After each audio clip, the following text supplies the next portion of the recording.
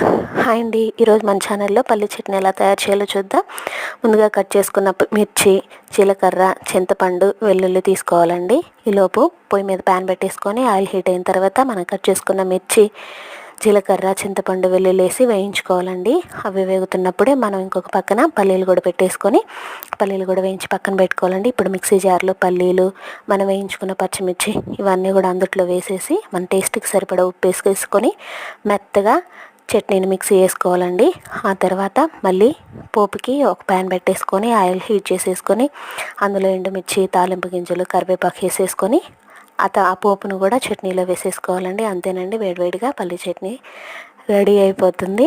దోశలోకి, ఇడ్లీలోకి చాలా బాగుంటుంది. ట్రై చేయండి. మన ఛానల్లో చాలా సింపుల్ వేలో వివిధ రకాలైన వంటలు వస్తాయండి. మన ఛానల్ లైక్ చేయండి, షేర్ చేయండి, సబ్స్క్రైబ్ చేసుకోండి. ఇంకా మరెన్నో కొత్త కొత్త వంటలతో నేను మీ ముందుకు వస్తానండి. సపోర్ట్ చేయండి ప్లీజ్.